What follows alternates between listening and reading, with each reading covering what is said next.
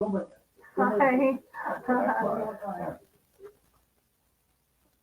Hello. Hang on.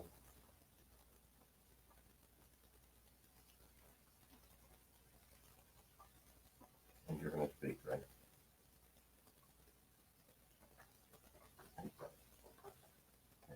Howdy on. This is Mary Burris of Flowering Cactus, and this is Self-Care Activist.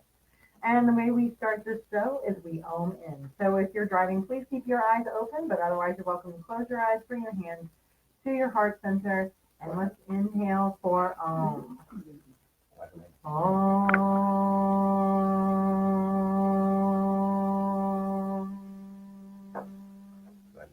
Beautiful. Thank you so much. So this is an exciting show because Susan Wilkinson of Wilkinson Wealth Management will be my guest today via the magic of the telephone. Wilkinson Wealth Management is a financial planning firm in Charlottesville, and Susan is really good at what she does. So I believe that taking care of yourself includes your Artha, and just to sort of reinforce that, I'm going to read a passage from Katie Silcox's book in just a moment, her book, Healthy, Happy, and Sexy. But first I want to tell you about a special program that WRWK is doing in partnership with the Inner Work Center of Richmond. And it's called Love Mercials. And this idea just sort of sprang out of the air from the mouth of our producer, Ron Skinner. And I believe it was the day that, I can't remember if it was the day that Benita Condi was here or whether it was the day Rachel Douglas was here from Inner Work Center. But we had this idea that on commercial radio stations, they have commercials. And these are messages that are, trying to get you to buy something. But our radio station has a different message, and we're a community station here at the Work FM.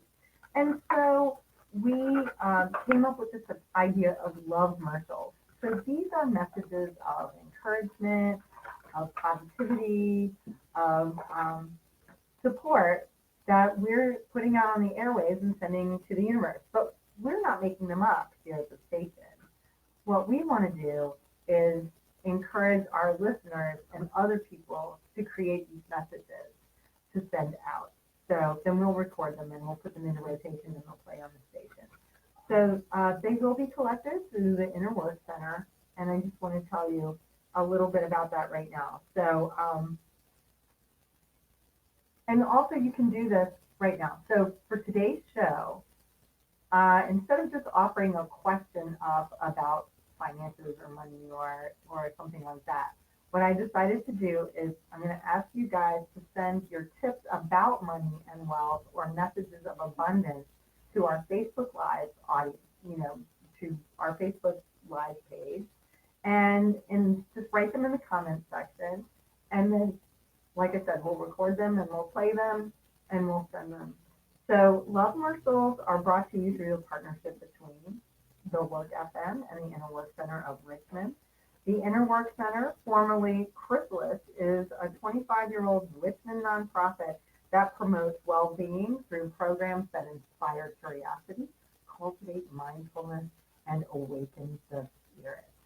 The Inner Work Center envisions an individual and collective human experience rich with compassion, authenticity, and meaning.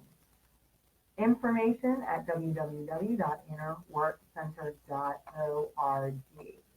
So I'm looking forward to partnering with them and creating these beautiful messages of love and compassion and encouragement for the world. And you can do that too, just by writing those things in our comment section on our Facebook page. So, a little bit, this is what I wanted to read for you. Katie Silcox, who is an amazing yogi and teacher who is currently based in Charlottesville, has written this awesome book, Happy, Healthy, Sexy, Ayurveda Wisdom for Modern Women. And in it, she talks about Tantra. And a lot of Westerners misunderstand the concept of Tantra.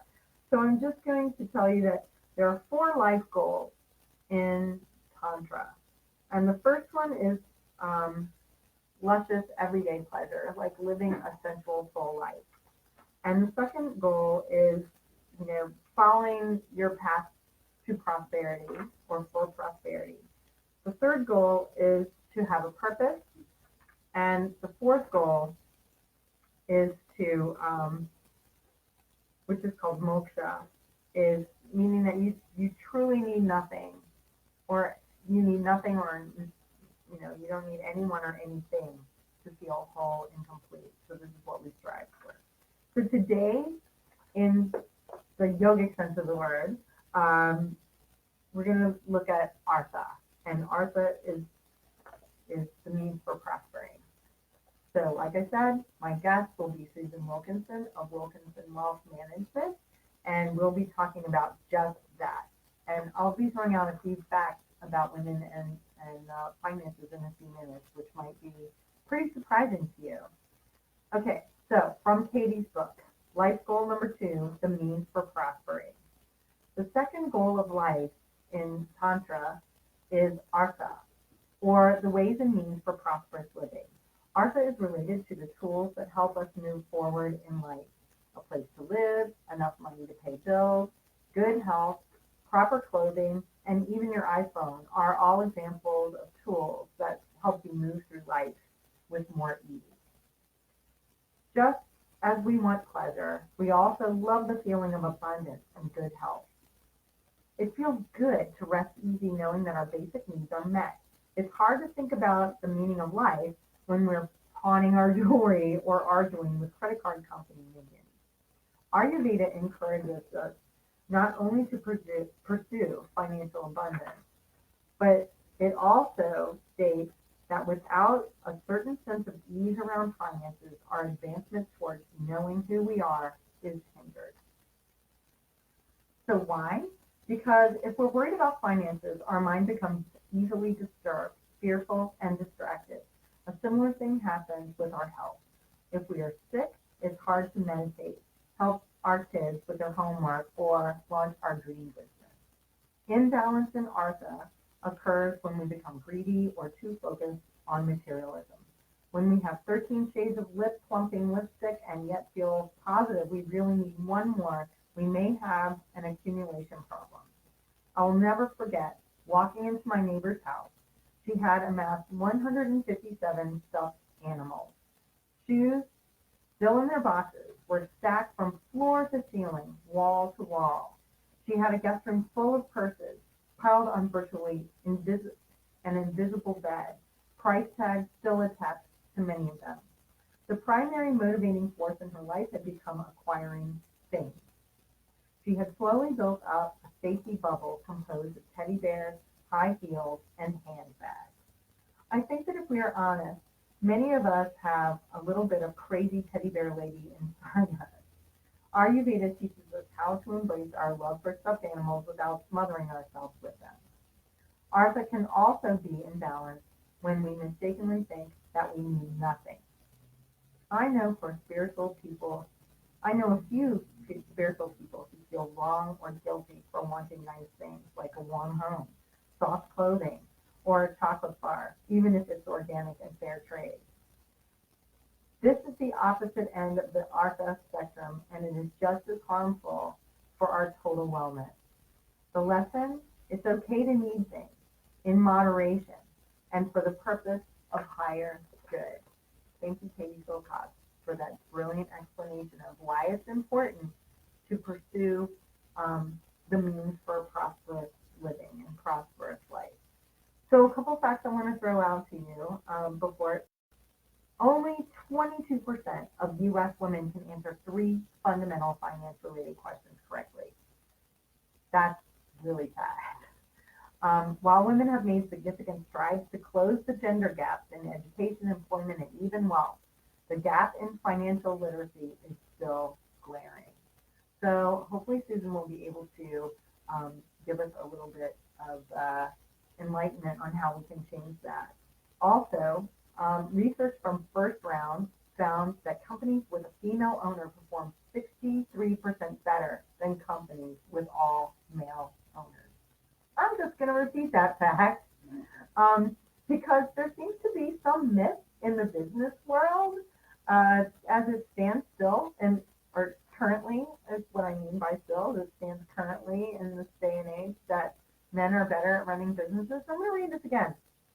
Research from First Round found that companies with a female owner performed 63% better than companies with all male owners. All right, that's a fun fact to think about, right? Okay, and so here's more. I'm going to say that one. Nope. Okay. So, but women are also less likely to get business loans, which I think is really interesting. If women are proving that they can run successful businesses, then why is it that there's a problem with that? And that's something else that we're going to be talking about today. So women are less likely than their male counterparts to ask for a raise or a promotion, which creates some of that wage disparity and seniority gaps we see in the job market. So somebody needs to start like a program,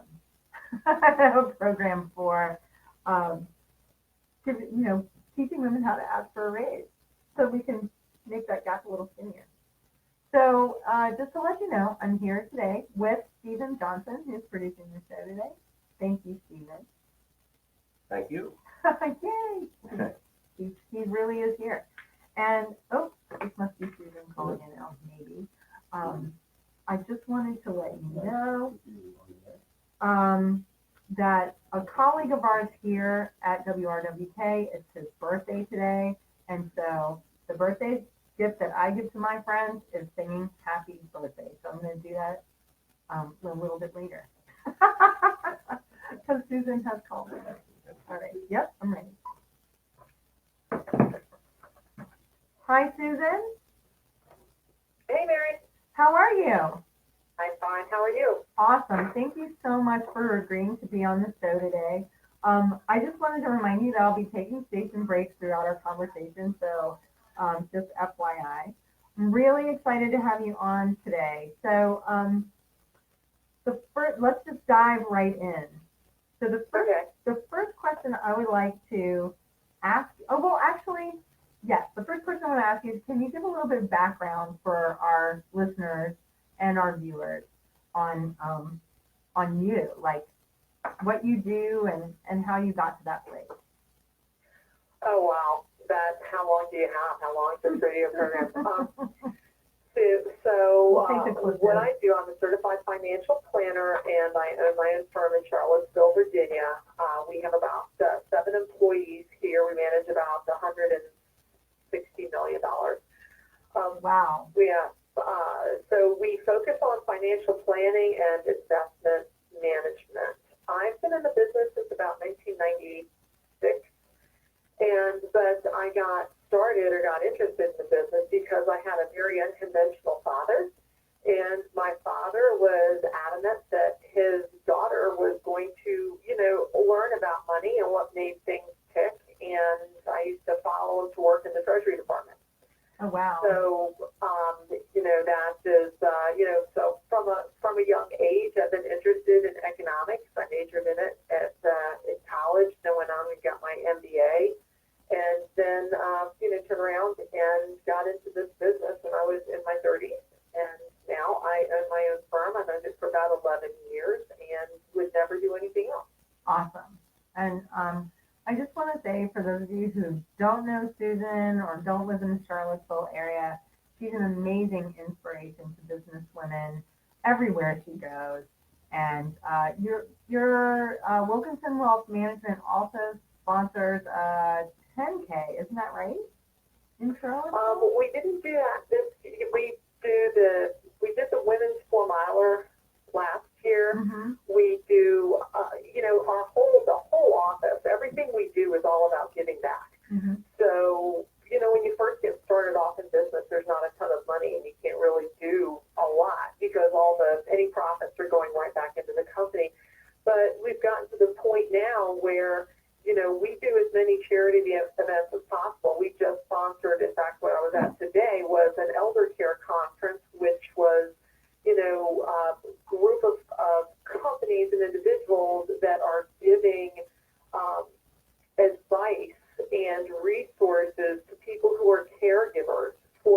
who are elderly or have dementia. We sponsor 5Ks, we sponsor the Women's 4-miler, we sponsor Chamber of Commerce events, and every Friday we take turns and we actually go out and deliver Meals on Wheels. Wow, that is awesome. So before I ask you your next question, I just want to remind our listeners that if they have a question for you about money or finances or women and money, that they can call in today at 804-464-1089.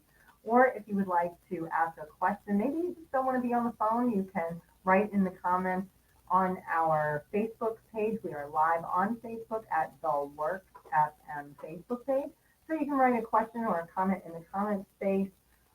If you also, you can put a love commercial, a little message of encouragement or positive energy surrounding money to be delivered to the world via the magic of our radio station. You can write that in the comments section below. All right, Susan. Yes, ma'am. According to Time Bank, only 22% of U.S. women can answer 3 fundamental finance-related questions correctly. So this has to do with some gap in financial literacy, right? Mm-hmm. So can you speak to what is financial literacy right off the bat, and then I'll ask you a couple more questions surrounding that. Well, I think the basics of financial literacy is just understanding what happens with money and understanding some of the basic concepts around money. It doesn't mean predicting the future about what's going to happen with money. What we say here is you can have 100 PhDs in a room and they still can't predict the future. Right. That's not financial literacy. But financial literacy, literacy in the terms of literature, in the terms of reading, we all read and we're comfortable with reading. It's just a matter of being comfortable with finance, in my opinion. That's what it is. Right. So, okay. So I had a friend who at age 48 found herself, a single woman again. She was divorced from her husband, and she shared with me that she had never paid a bill. She had never written a check in her life. So that, while she was growing up, her parents took care of the financials. Then when she was in college, they took care of that, and she got married right out of college. She never, ever paid a bill once. Would you consider that, like, knowing how to pay your bills as part of financial literacy? Yes, because as you know, if you do something for the first time, you're not comfortable with it. Right. So even if somebody showed her how to write a check and told her how it worked, she might not feel comfortable with writing a check. I remember, everybody that ever had a debit card, I'm sure they were really, concerned the first time they entered their PIN number. Mm. How is this going to work and is it really safe? Mm-hmm. But yeah, that is part of financial literacy. But what you said in that statement, Mary, is very indicative of why women are not financially literate. And it doesn't have to do with brains or knowledge, or for people that don't know me will know that I'm blonde. It doesn't have anything to do with hair color. It has to do, in my opinion, a lot with culture. Mm-hmm. Okay? So she grew up in a household where mom, who was probably the person that we emulate, the person that we copied, right? Mm-hmm. Mom didn't pay bills. I'm sure dad did. Right. Okay. So she was brought up in a household where women didn't handle the money. And so she didn't see it as anything she needed to learn. And then when she got married, she was probably in a relationship where her husband handled the money. Mm-hmm. And why not? And you know what? He may have grown up in a household where, guess what? His mother didn't handle the money either. Right. His dad did. So when you're looking at trying to change financial literacy, it's not just changing the mindset of the person who's trying to learn it, it's also changing the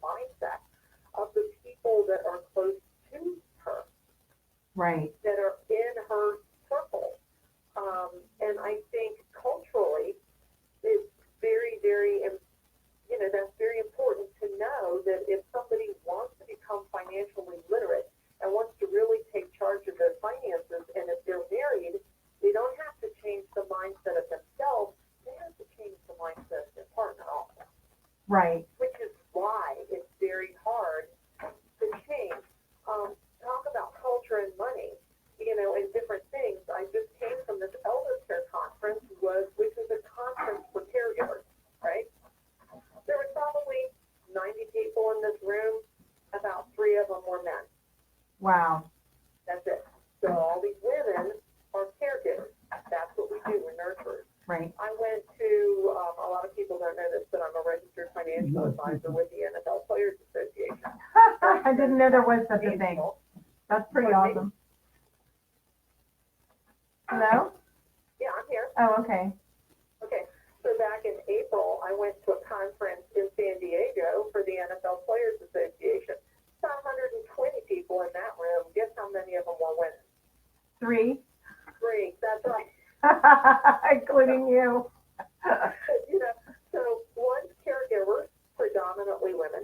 The other's financial advisors, registered agents, registered financial advisors for, you know, high net worth people, and, you know, 98% men. Right, right, And that's a culture thing. right. So I'm just going to share something that I brought with me, my copy of You Are a Badass at Making Money by Jen Sincero, which is an awesome book. And she says in this book, most people are not educated in finances or sex, and yet we are expected to magically be good at both of them by the time we're young adults. Which And then you, just like in both of those areas, many people who think they're experts are not. Yes. I'm not going to tell you why I think that. So that was really, yes, that's true. If we were all yogis, we would know all of these things. So this is a cultural thing to begin with. What, but you know, I hear that basic model, that classical model that you just described, where, you know, probably the man of the house handled the money and the woman didn't, and maybe. But I grew up in a household with a single mom, for the most part, and she never taught me anything about money, like 0. So, you know, I would say that it has to do with, sometimes it's a gender role issue, but I think sometimes it's just a parenting issue. Right, and it also depends on, you know, how comfortable was your mom talking about money. Yeah, You know, right. I grew up in a household where my dad worked for the Treasury Department, you know, and my mom worked also. She was a nurse. And they didn't talk a lot about family finances, but my dad had absolutely no problem. You know, when I was young, giving me a pen and a sheet of, you know, pencil and a sheet of paper and saying, "Here, Susan, I know you're only 10, but you're going to help me balance the checkbook." Mm-hmm. And I had to list the checks and what cleared and what didn't clear. Wow. You know, Mm-hmm. and so, you know, my parents being involved. So anybody out there that's listening, if you have daughters, you know, and you want to get them involved, do things like that, because you're doing something with them. It's increasing their math skills, and you know what? It'll make them comfortable with finance. Or even reviewing the credit card bill.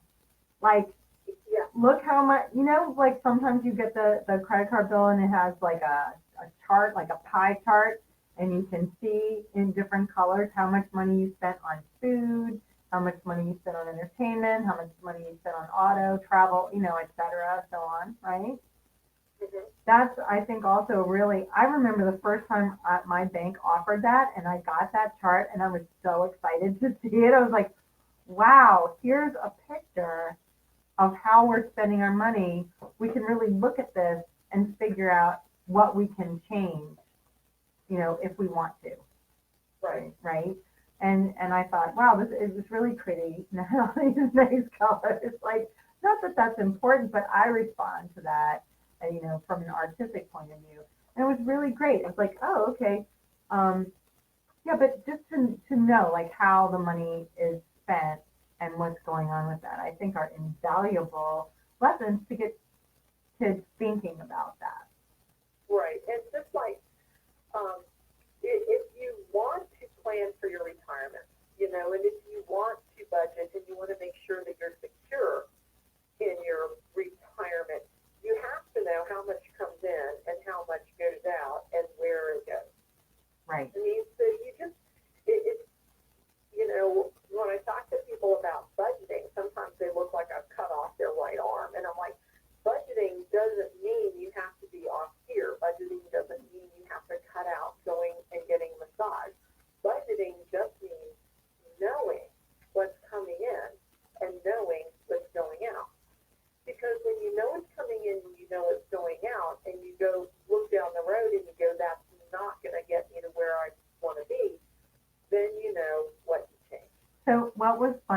I just giggled a little bit right now, so the viewers saw me like laugh a little bit when you said that.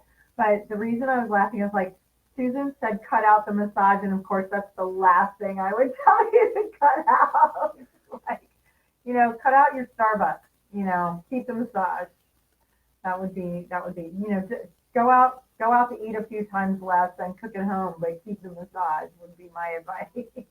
Right. Well, that's then it's like you and I were talking. It's like, what did you eat? Well, I told you what I ate. Wow, where'd you get that? Well, I brought it from home. Right. Yeah, absolutely. So what would you say after what we've just been talking about with the financial literacy and, giving children and particularly your daughters an opportunity to be involved in family finances in some way, even starting at a very young age? What do you feel is the biggest obstacle to keeping women from financial literacy?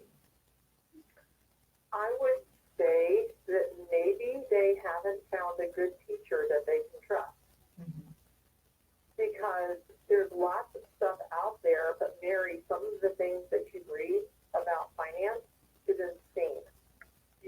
It's just not good advice. It's things that you can't follow or that aren't comfortable. So one of the positions we have, Jackie here that works in my office, she's an accredited financial counselor, and her whole job is educating and getting people that are just getting started to understand how all the wheels work together. Mm-hmm. How one, changing one helps change something else, helps change something else, so that you can get where you want to be. So you have to go out and you have to find somebody that you're comfortable sitting down with and going, okay, show me. This is what I've read, but is this really right? Is this what I should be doing? You read something, you listen to a radio program, and the guy on Friday afternoon will say you should have absolutely no debt whatsoever, and he's a financial expert. And the person you hear on Saturday morning says leverage everything, borrow against everything. Right. It is confusing. You're absolutely right. It can be very confusing. Those particularly the debt issue. What is that a good thing or a bad thing? All right, so I'm just going to take a second to do a station ID here. We are on WRWK 93.9 FM, The Work FM, serving Midlothian, Chesterfield, Henrico, Richmond, Goochland, Hanover, Powhatan, and the world via the magic of technology.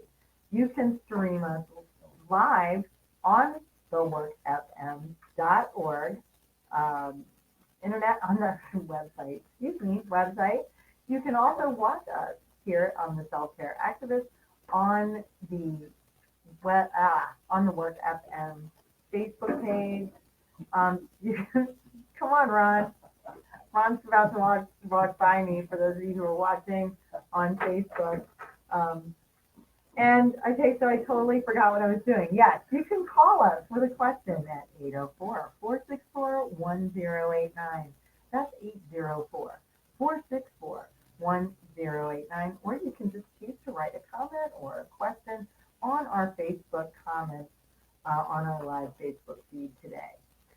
Support for WRWK is provided by the Thrifty Quaker, located in the Midlothian Station Shopping Center at the corner of Midlothian Turnpike and Coalfield Road.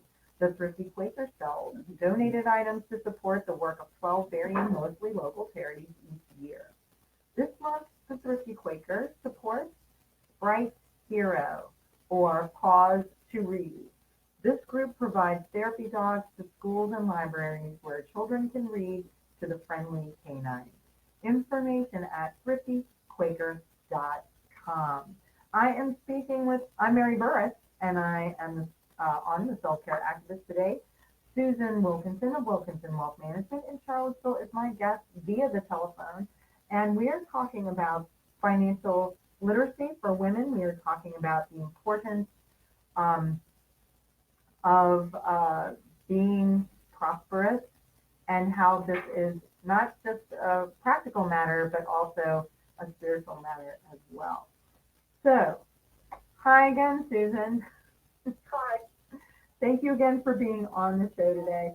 I also just want to mention to our listeners that they can donate to WRWK 93.9 FM The Work by going to our webpage at www.theworkfm.org and hitting that donation button. That helps us to continue to bring fantastic programming to you here on this station. All right, yay. So, how do you, research from the first round found that companies with female owners performed 63% better than companies with all male owners. But here's the bad news. While women own over 30% of all private businesses in the United States, female-owned businesses receive only 4% of all commercial loan dollars. That seems like a big disparity to me. So, why do you think that is? Well, I think there's a lot of reasons for that, Mary. How many women ask for a raise? Right. How many women ask for what they're truly worth? How many people know their self-worth and what to ask for? I think one of the reasons maybe that women don't get some of the funding is maybe they don't ask. I don't know. I'm absolutely guessing here, but that's one of the things. If you look at, how women operate, a lot of times they just don't ask. They don't ask for what they deserve. Right, yeah, and actually, the next set of facts that I have says that women are less likely than their male counterparts to ask for a raise or a promotion. And this does create some of the wage and seniority gaps that we see in the job market. So,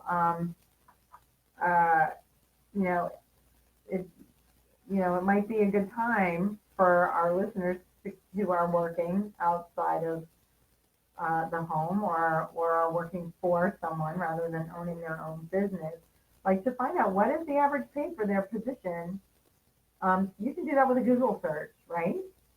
And just to find out what is the average pay, highlight examples of your best work, set a target salary, and when you're sort of on a high note with your job, go in and speak up for yourself and see how you can improve your own finances while helping all women to close that salary gap. Right, and the thing there is that's a huge impediment also to women being able to save for their own retirement, is because still on an average, we make 76 to 80 cents on the dollar for what males get about the same job. I haven't looked at that statistic lately, but that kind of seems to stick in my head. Yeah. But if you're going to go to your boss and you're going to ask for a raise, or you think the guy next to you is maybe making more and you deserve more, my suggestion is to research it. You need to go to your boss prepared. Meaningful as your boss know what you bring to the table and what value you bring to the company. That's another thing. A lot of times women don't value what they have. Right. I mean, they don't value who they are. And that also goes into the, the funding for the small businesses. There was a book, and I read it many years ago. It's by Jolene Godfrey, and I think it's called Your Wildest Dreams. But it talks about, she works for a Fortune 500 company, and it talks about why women start businesses versus why men start businesses. Mm-hmm. And men start businesses because they see an opportunity. Women start businesses because they see a need. Mm-hmm. And, a lot of times you see a need and, the opportunity, here's an opportunity to make a buck, here's an opportunity to grow, here's an opportunity, that's going to grab the attention of lenders to get capital versus, here's a need. Right. So getting funding might also be part of, what type of business is being started, and the fact that inherently women start businesses based on the need. I started my business based on the fact that I wanted to do it better. I worked for the large wirehouses. I didn't like having work. I wanted to start a financial services company that did it different, and I thought I could do it better. Uh-huh.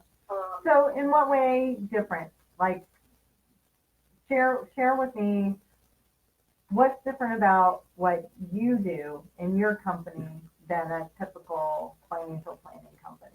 Okay, well, it's typical, usually the larger companies or a lot of companies or people that do my business or do what I do, it's all about, we want the money, we want to manage as much money as possible.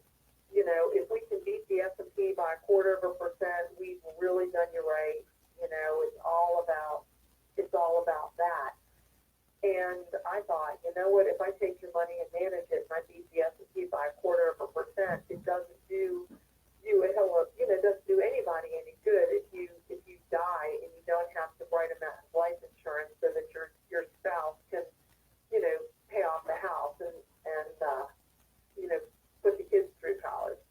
It doesn't do you any good whatsoever if I take, making that amount of money, I put you at so much risk that now when you need it, it might not be there because it's a risky investment. So what I did when I started my company is everybody was going to start off with a plan. We have a booklet that everyone goes through and it's very, very detailed. And so we look at, how much you need to save, what rate of return you have to get in order to make, meet your goals, do what you want to do. And then we let the book and the results of that plan drive what your investments are. Mm-hmm. So, if somebody only needs to make, 5% or whatever in order to meet their goals, why put them at risk and put them 100% in the market?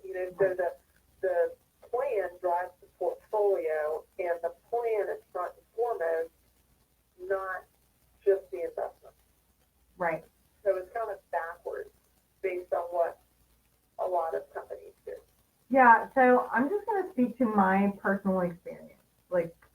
I worked with, the first financial planner that I worked with was with a big financial planning company, huge. And, I saw them once a year when it was time for me to sign some paper to renew my insurance, my life insurance or something.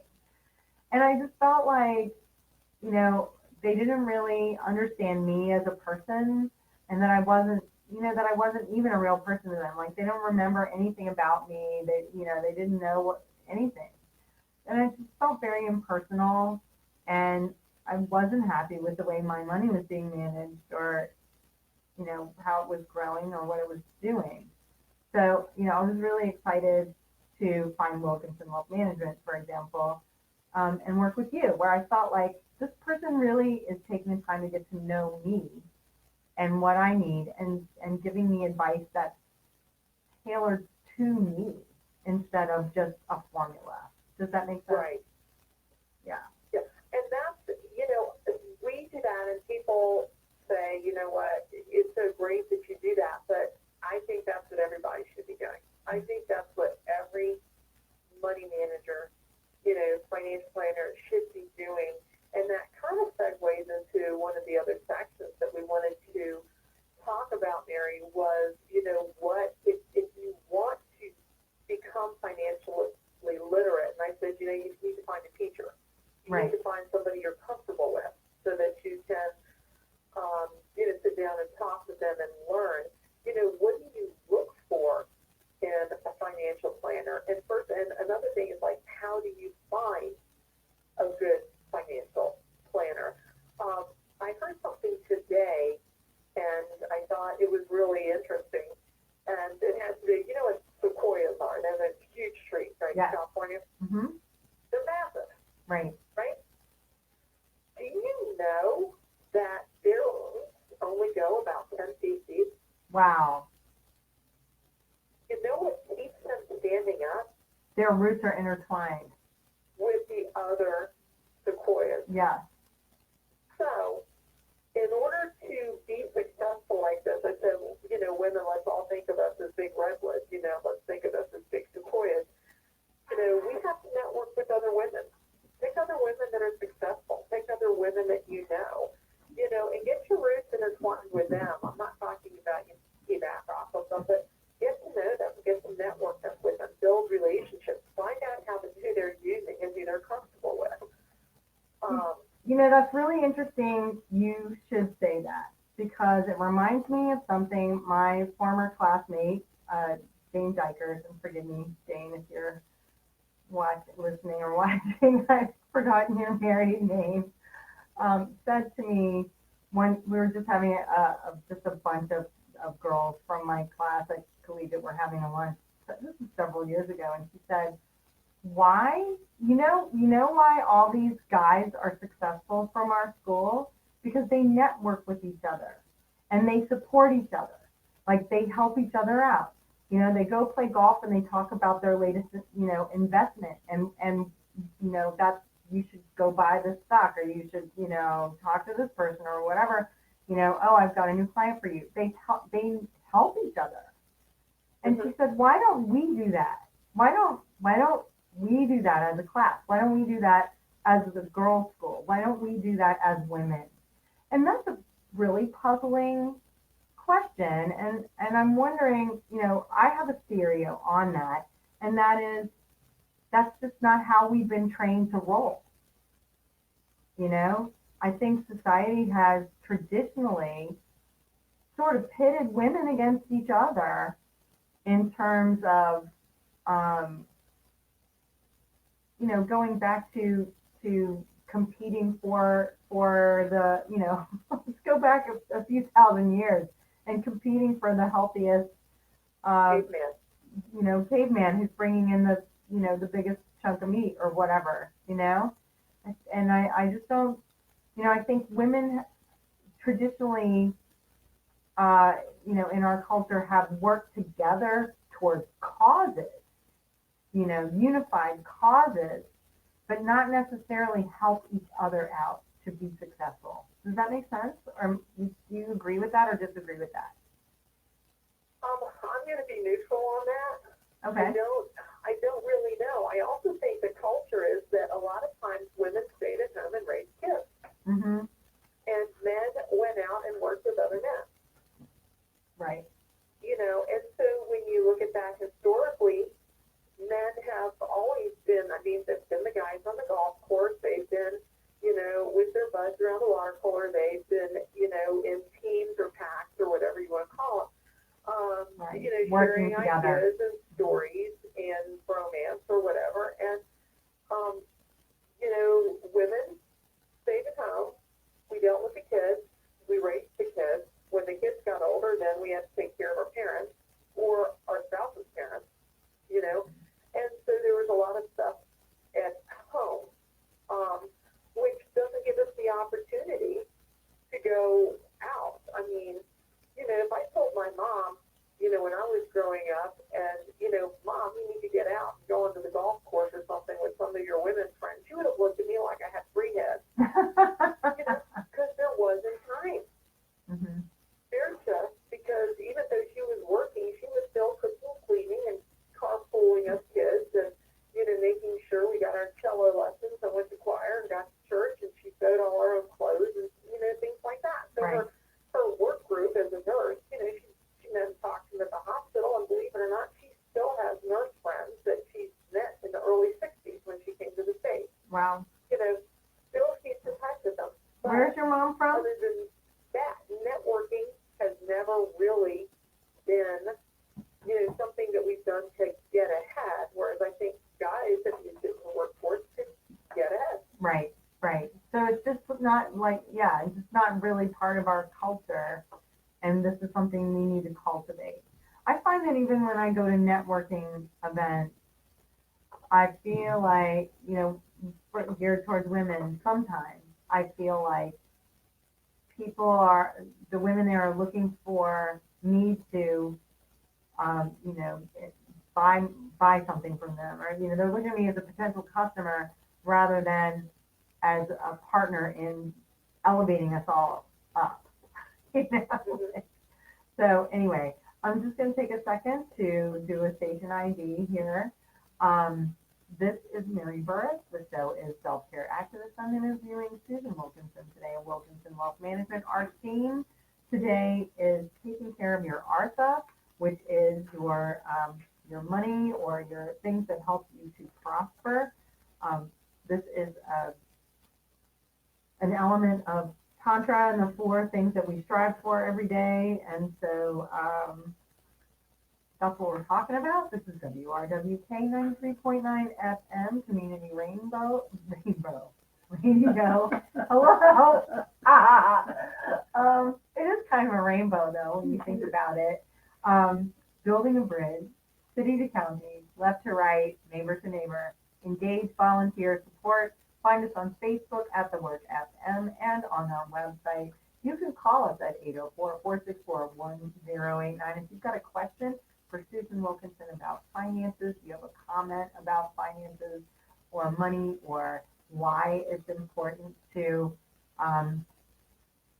have good fiscal health and how that helps you in your pursuit of self-care, feel free to send a message of financial or fiscal health or ways to achieve that via our Facebook Live right now.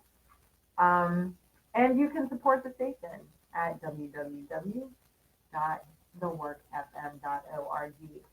Support for WRWK is provided by Affordable Home Inspection. With over 15 years of experience, Jeremy Merlin, owner and master inspector of Affordable Home Inspection, offers insured and bonded home inspection, including heating systems, air conditioning units, roof condition, electrical service, and interior structural elements. Serving Richmond, Charlottesville, Fredericksburg, Petersburg, Williamsburg, and Alexandria. More information at affordablehomeinspect.com.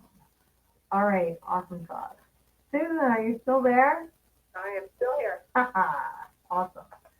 Okay, so we were just talking about why our theories on why women are less likely to ask for a raise or a promotion than their male counterparts.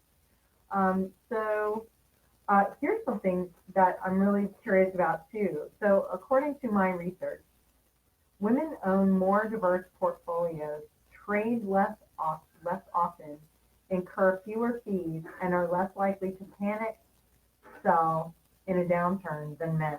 According to studies, these smart moves mean that women annually earn between 0.4% and 1% more than men. This can result in 12% larger retirement nest eggs for women over a 30-year period. Do you agree with that? I do agree that women don't tend to panic. Mm-hmm. I mean, I've been in this business a while, and usually the panic I get when it comes to the money or the market or things like that, comes from the guys, but that's also because the guys are invested in riskier securities. Mm-hmm. The guys are the ones that take risks. Women do not tend to take risk, and I think that goes back to just behavioral finance, Mary. It's like men historically took the risk. They went out, they were the hunters, women were the protectors, and when you think about that, women, we wrap our arms around things and we try to keep things close and protect them, and guys go out and, kill things, grab, hunt, whatever. And so therefore, women, I find a lot of women, they won't invest into anything other than, very, very safe CDs, like cash, CDs, things like that. Mm-hmm. And, they're afraid of volatility because they're afraid it's not going to be there when they need it. Right. So this article that I read goes on to say women invest less of their savings in the stock market than men, but they hold more cash, just as you were saying. Oh, yeah. So this Absolutely. conservative tendency is both a blessing and a curse. While women still have higher investment returns than men, the wealth gap continues to grow as women tend to hold on to more cash. Right. And there's a lot of other reasons why that wealth gap grows. The wealth gap grows, first of all, we tend to be much more conservative investors. That's one thing. Even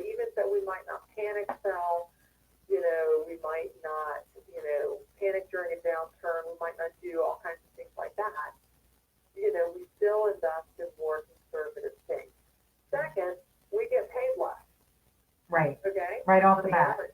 Yeah. Third, a lot of times we're not in executive positions where pensions are offered. Mm-hmm. Or if a pension is offered, it's usually based on your last 3 to 5 years worth of salary, and if it's lower than a guy's, it's going to be a lower pension. Another thing, if you get paid less, guess what else is less? Your Social Security. You take time off to raise kids. I raised kids, but I also took time off to go to grad school. That's kind of when I raised my kids and went to grad school at the same time.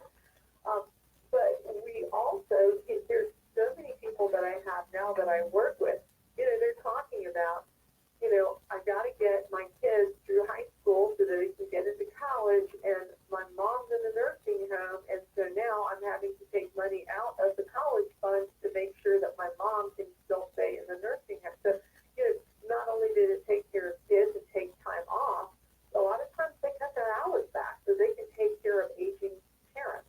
Right. Right. Mm-hmm.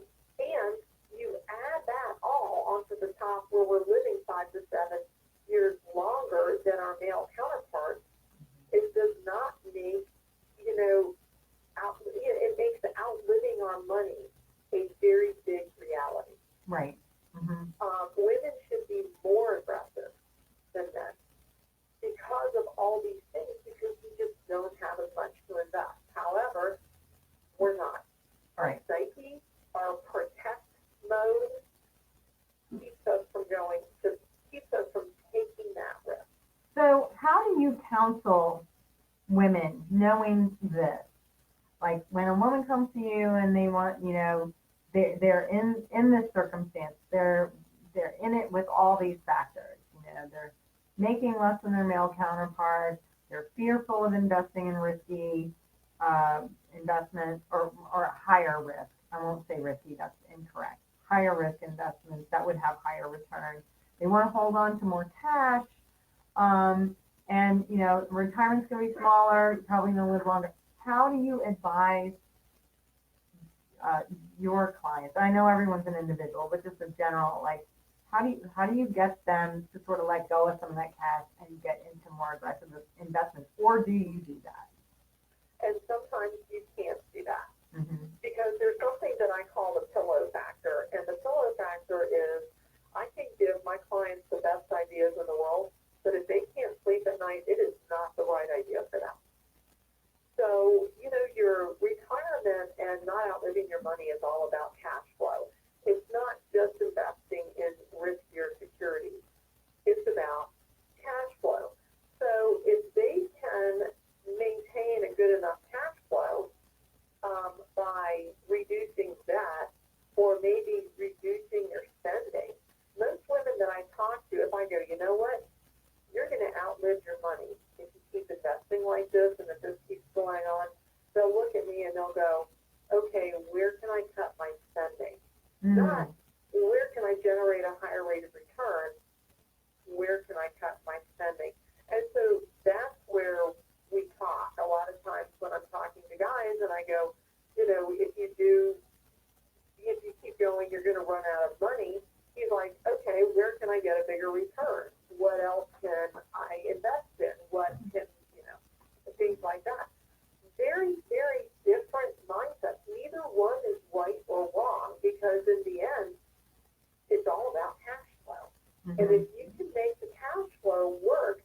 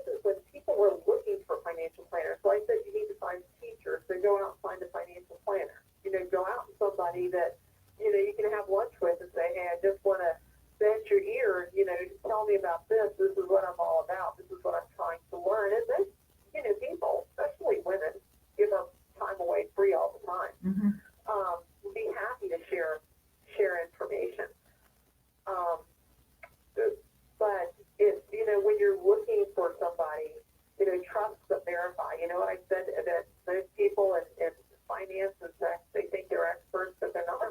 Right. Really.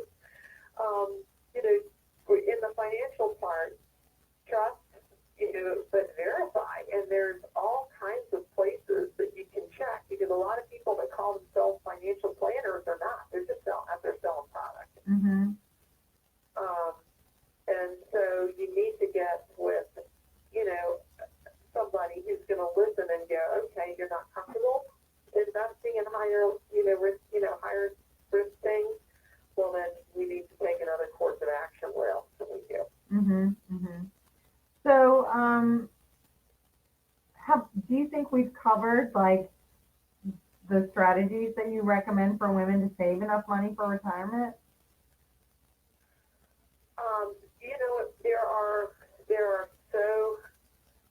There are so many strategies, and it's not really just saving money for retirement. It's when somebody's looking at retirement, there are so many what ifs Mm-hmm.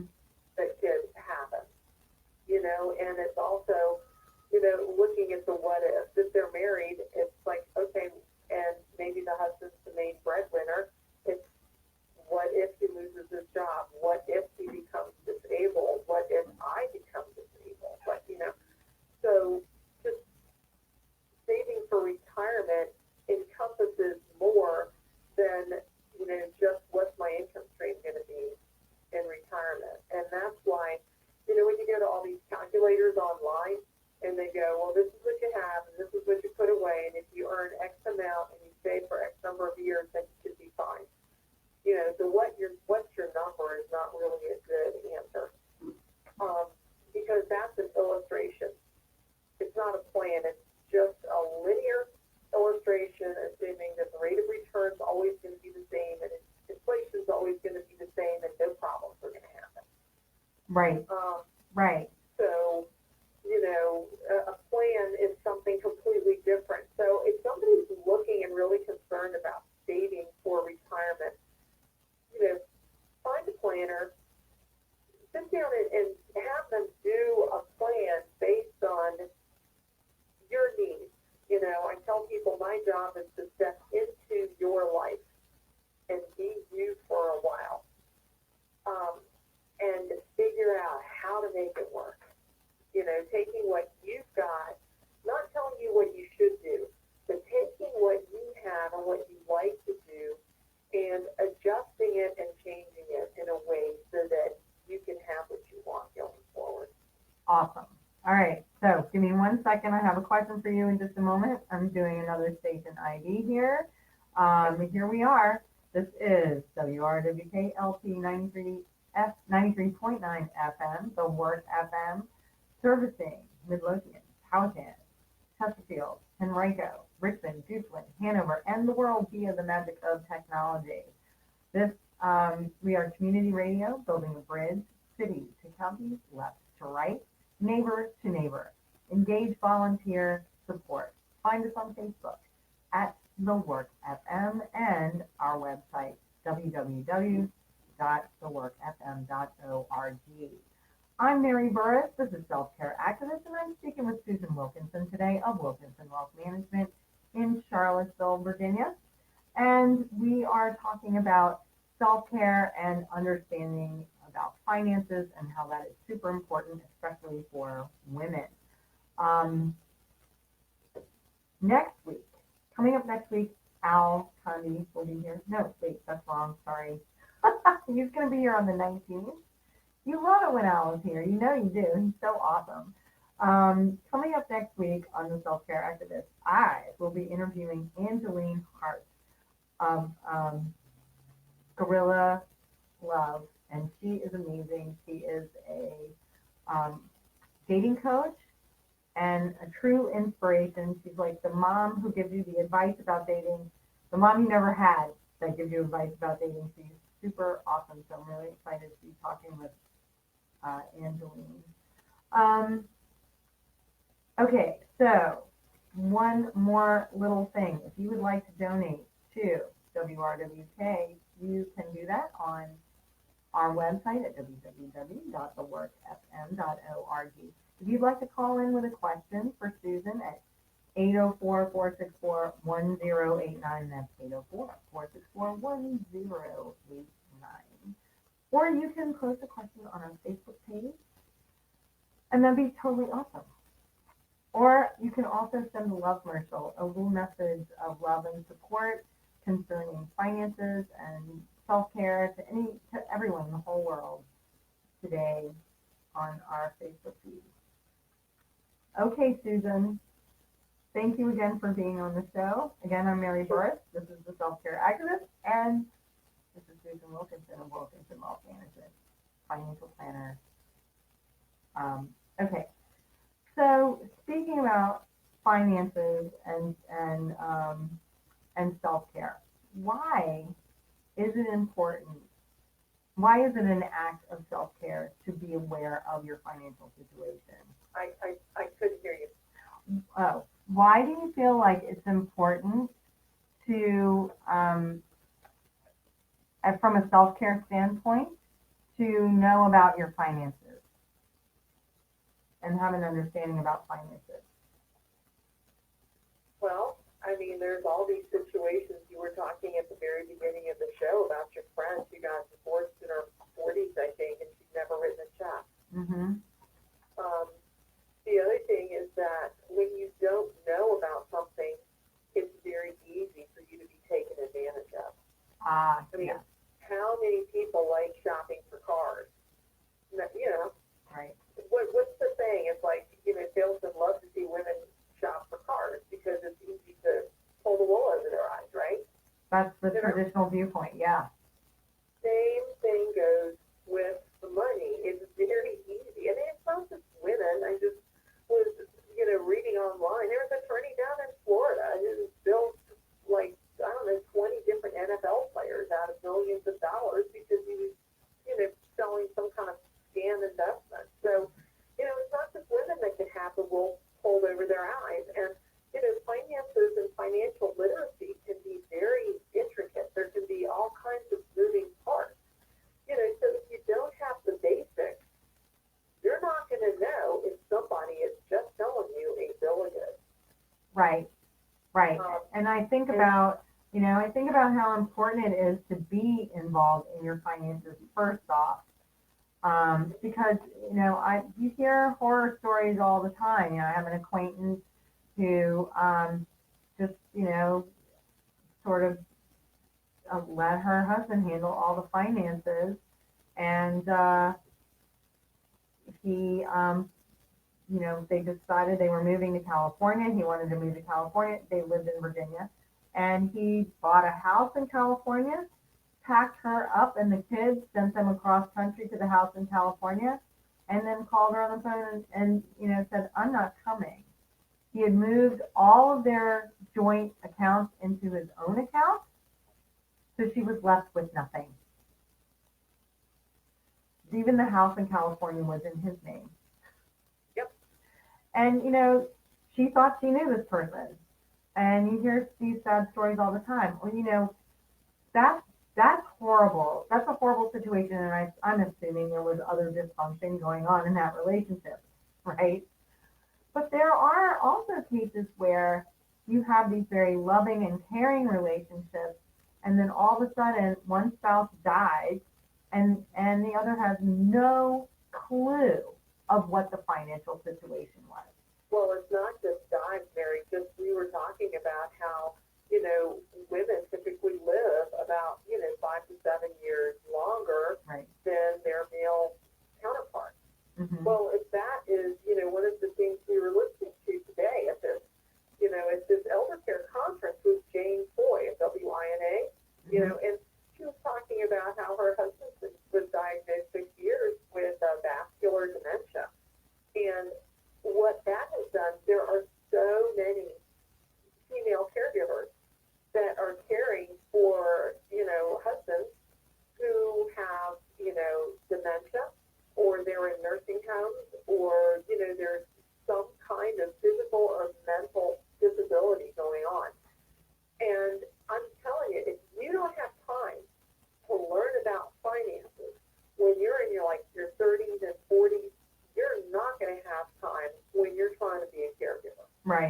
Mm-hmm. There is just too many things on your plate. So the people who are going, well, I don't have time to do that. I'm going to let my husband or spouse or partner or significant other, whoever it might be, handle everything because I don't have time. I really don't want to get into it. I don't have time to do it.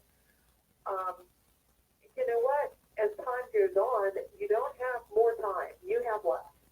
Right. You know, because of all the different things. So the time to learn is now. Right. You know, just some basics about what's going on. Because well, and to be aware of what your personal financial situation is. Where is your money? You know, even if you know you're in a relationship and you know that should be part of the communications between the partners, in my opinion. right. Oh, absolutely. You know, because when you talk about money, it's not a matter of money; it's a matter of trust. Right. Right. And so if you and your partner can't talk about money, you need to sit back and see what the trust issue is that's going on, because it's not a matter. It's not money that's the issue; it's the trust. Yeah, exactly. That's the issue. Oh, absolutely. Yeah, I agree with you. And I think too, like, if all of a sudden, you know, a person has been uninvolved in the finances of the household, and then suddenly, for whatever reason, illness, desertion, death, whatever, is faced with handling those matters, and they don't know anything, it must be incredible, add an incredible emotional burden to the situation. Oh, it's horrible, and it's not just that. It's not just caring for a spouse or a loved one and trying to figure out what's going on at that point in time when you're trying to figure out what is dementia. My life going forward has changed. I mean, it'll never be the same after I get this diagnosis ever, you know, or my spouse gets this diagnosis. What am I going to do? That's not the time to try and figure out where everything is. Right. You know, the other thing is that because women are living longer than men, a lot of times I see women walk in and they're the executors of their parents' estate. Mm. You know, it used to be the firstborn son was the person that took care of everything. Well, guess what? Daughters outlived firstborn sons, so now daughter is trying to be the executor of mom and dad's estate after mom and dad passed away. And they're sorting through things and trying to figure out what's going on and where everything is. And I've had people walk in and tell me that, you know, dad was suffering from a little bit of dementia for the last 7 years. We didn't think it was that bad, but then I found out he hadn't filed his taxes in 7 years. Right. You know, and they're going through things like that. So it's not just about, you know, women teach your daughters. It's about children, whether you're listening to this, men, women, you know, whatever, work with your parents. And a lot of parents have grown up, you know, people that are in their 80s, you know, money is a taboo subject. I'm not going to talk to you about my money. It's none of your business. But then should something happen, all of a sudden the child is rattled trying to figure out what to do. Right. So if you're a woman or somebody listening and you're older and you've got kids, make money a conversation between the two of you, because just like between you and your partner, if you can't talk to your children about money, there's a trust issue. It's not a money issue, it's a trust issue Right. at that point. Mm-hmm. So we talked a little bit about what is a good financial planner, or what to look for in a good financial planner, right? Right. Thought we did. What are some things that people should be wary of? Like, Okay. say I want to say, you know, a person wanted to someone listened to this and they're like, wow, this makes a lot of sense. I want to go find somebody to work with. But that can be a scary proposition right off the bat if you don't know much about finances, right? Or what does a financial planner do? So we talked about that a good financial planner sits down with you and really looks at who you are and what your situation is and what your plans are, you know, for the future, and works with what you have and what you plan to do to create what you want for the future in a very personal way, right? Right. So what are some things to watch out for if you're Okay, looking for? as you can say, there's a lot of manipulative people that have taken a lot of money from people, and that's exactly what they've done. They sat down, they were personable, they only cared about you, you were like a brother or whatever, and then they've gone and taken all your money and run off. So it's the same, it's the trust but verify. So if you're looking for a financial planner, I would say the first place that you go to is, do your research, the typical one, Google it. Go to most financial planners, if they're good financial planners, are certified financial planners. They're CFPs. I'm a CFP. It takes a while to get that designation. But, go to www.cft.net. Mm-hmm. And it should give you, and put in your city and state. And it should give you a list of everybody that carries the CFP designation in that area.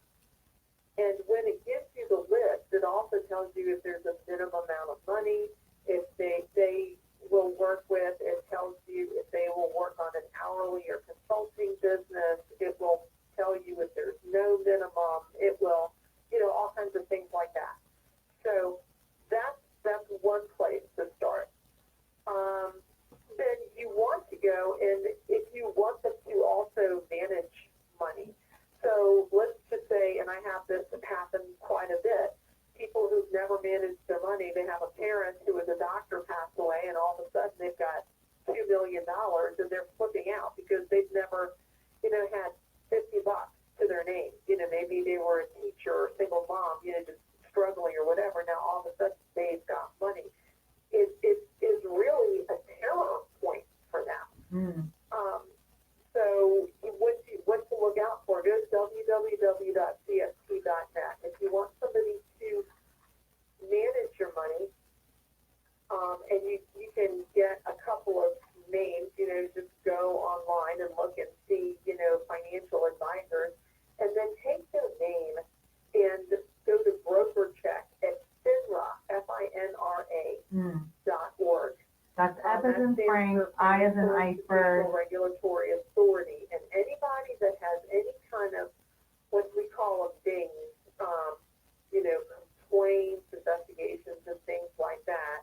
If you go to broker check on FINRA.org, you will be able to read them and see them. And that's F as in Frank, I as in iceberg, N as in Nancy, R as in Ralph, and A as in Apple, FINRA. Correct? Yes. Okay, great. That's awesome advice. If you are looking at people's websites, Mm-hmm. and they say they manage money, and they're affiliated with a broker dealer, like I'm affiliated with LPL. So if it should have some disclaimers on there. It should also have a button on there, like a little radio button, and you can click on it, and it'll take you directly to the FINRA website. Great. So go to the FINRA website and check them out. It might be that the money manager or the CFP is not affiliated with a broker dealer. They're a registered investment advisor. Mm-hmm. So you can be affiliated with a broker dealer, or you can register as your own money manager with your state. And then you would go to the SEC, the Securities and Exchange Commission website, which is also accessible to the FINRA website. That's S as in Sam, E as in Edward, and C as in cat. Right, Securities and Exchange Commission. Awesome. So that's really awesome advice. Okay, so I'm going to do another stage of ID. It's been 15 minutes. And then I've got a really awesome question for you. So Great. We are here at WRWK 93.9 FM Community Radio, building a bridge, city to county, left to right, neighbor to neighbor, engage, volunteer, support. Find us on Facebook at The Work FM and on our website at www.theworkfm.org. I'm Mary Burris. This is Self-Care Activist, and I'm here with Susan Wilkinson via the magic of the telephone today. She is a financial planner and owner of, did you say owner? Is that right? Wilkinson Wealth Management in Charlottesville, Virginia. So, Love Mercials, I just want to share with you guys that Love Mercials are brought to you through a partnership between the Work FM and the Inner Work Center of Richmond. The Inner Work Center, formerly Chrysalis, that's formerly Chrysalis, and I just lost my place, that's hilarious, is a 25-year-old Richmond nonprofit that promotes well-being through programs that inspire curiosity, cultivate mindfulness, and awakens the spirit. The Inner Work Center envisions an individual and collective human experience rich with compassion, authenticity, and meaning. Check information at www.innerworkcenter.org. Okay, and if you have a question for me or Susan Wilkinson, you can call us at 804-464-1089. That's 804-464-1089. Or you can write something in the comments section of our live Facebook stream at The Work FM on Facebook. We're live right now on Self-Care Activity. Okay, Susan, Yes. here's your question. Do you have a good story about a woman who took control of her finances and changed her life? Oh, man.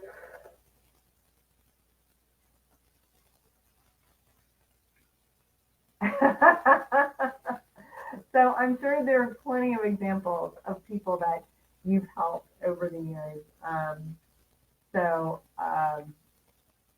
Yes, I mean, there are lots, but you know what? I'm working with somebody right now,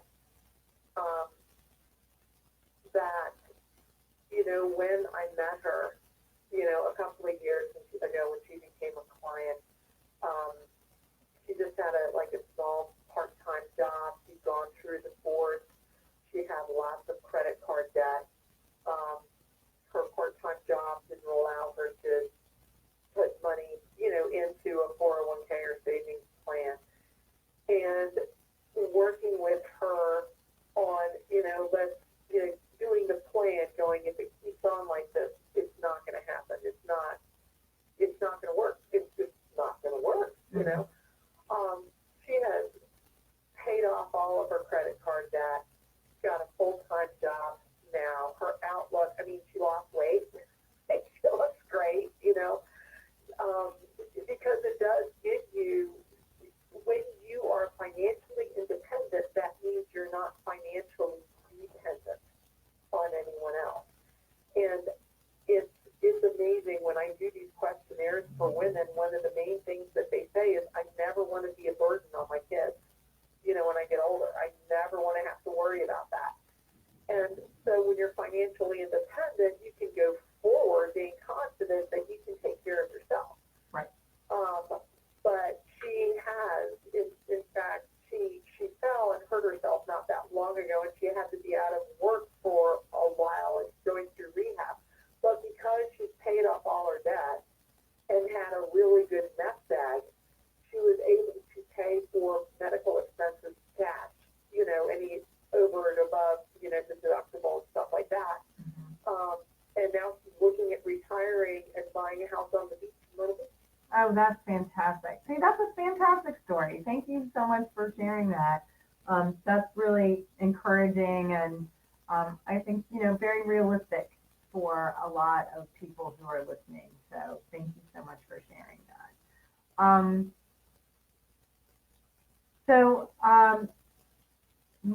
One thing I really wanted to talk about because, two things.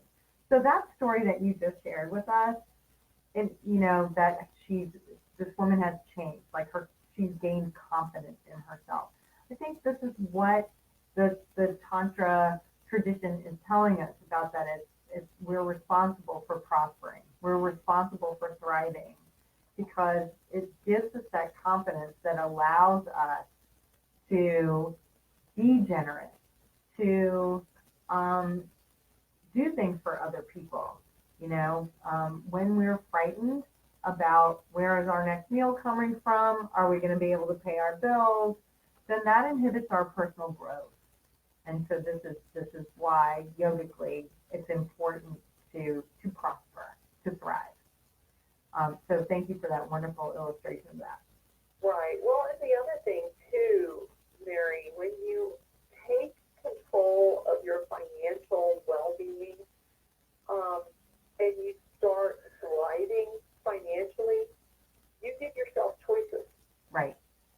And you know, we all want choices. If we don't have any money, you know, or we're dependent on what somebody else says we can have, you know, then there are no choices. It is what it is, you know. But when you start to really take control and, you know, take care of your financial health and start to thrive financially, you have the option of either going out or not going out. You have the option of being philanthropic, you know, and gifting to your causes and making a difference that way, you know, and that's important. Yeah, absolutely. I totally agree with that. Options and choices. That's what it's about, which is wonderful. But I think yogically, it's also really important to be in a place where you are thriving and you do have options and choices, and you can be in that place of confidence and generosity, but to be mindful of making your entire life about things, right? So this coin in terms of yoga and the philosophy of yoga is two-sided. Yes, it's important to make a living and it's important to prosper. It's important to thrive because it allows you to make choices and contribute to your community in ways that are meaningful to you, right? And sometimes just to support things financially is all you can do in a moment. Like, for example, the Bahamas have just been wiped out by a hurricane. Unfortunately, I will not be able to fly, and it would probably be more of a burden for me to go to the Bahamas and try to help out at this point, right? But I can send money, right? So having that taking care of that piece can afford you things like that. On the flip side, you don't want to get too far on that scale of focusing on things, focusing on comfort, focusing on financial gain. Does that make sense? There's a balance, and I think that that's super important to be mindful of that. Well, I mean, when you start focusing on, you know, the physical things that you can have, I think you're focusing on your wants, and you should focus by focusing on the needs of others and what you can do. I think you can also get what you want. So, right, good, awesome. Okay, so are there options available for women who want to invest in socially or ecologically responsible companies? Yeah, absolutely. When I first started at Bean Witter, like back in the 90s, somebody called and wanted to know about socially responsible funds. And I was going, what are you talking about? You know, and I went to my manager and he said, oh, they're tree huggers and the funds never make any money and just don't even bother with it. Well, it's grown, it's flourished, and we believe in people putting money where their values are. So, you know, here at Wilkinson Wealth about 7 years ago, we actually developed a series of socially responsible portfolios that people can invest in, you know, by blending different types of funds and things together. So, you know, some of them are socially responsible, some are ecologically responsible, because you're sitting there going, you know, just how many solar companies can you buy? You know, if you want to have a diversified portfolio, how many can you buy? So, you know, there's lots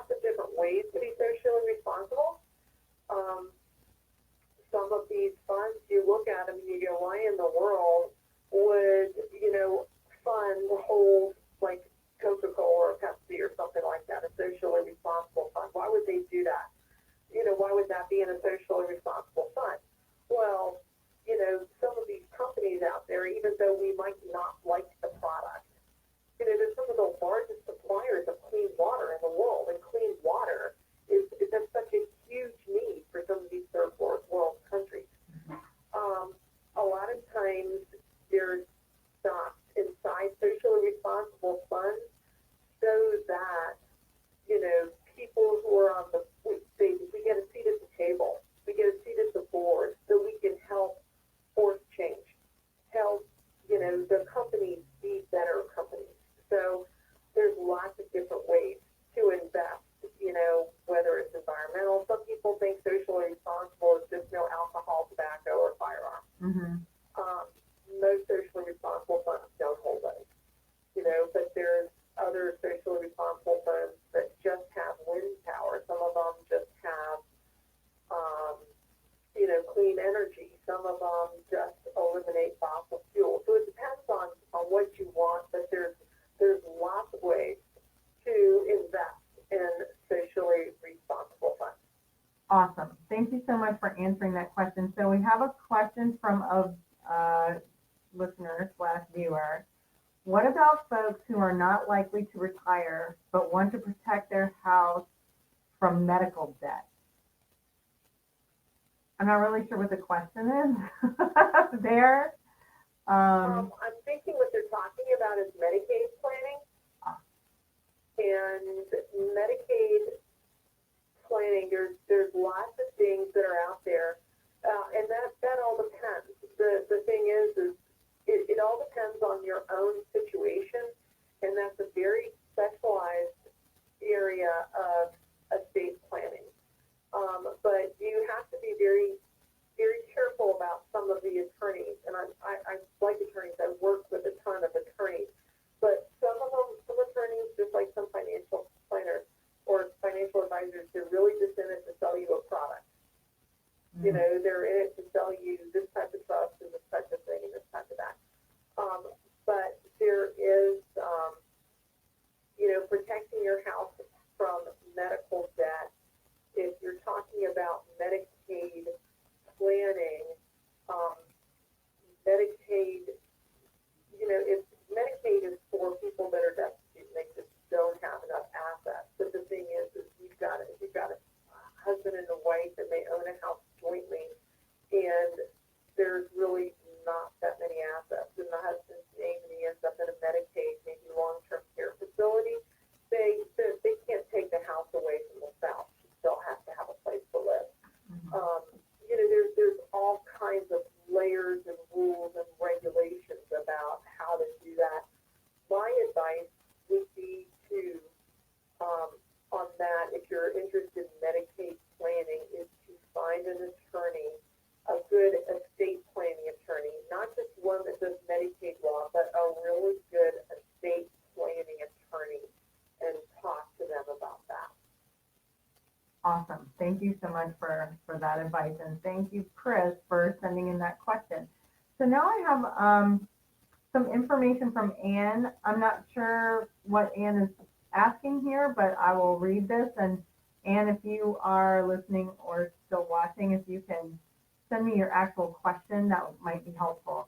So she writes, "Hi, I'm a 69-year-old retired teacher who still subs to help supplement my retirement. My husband is becoming more out of it. He drinks too much, and both of his parents passed from Alzheimer's. I've tried to get him to get help, but he just gets angry.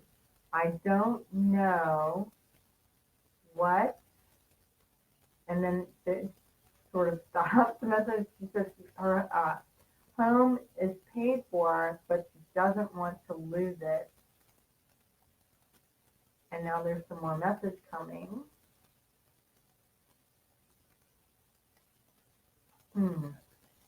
What? Okay, so that's her situation. I'm guessing that Anne is looking for some advice on what to do to protect her assets of her home. Protecting, I don't know that,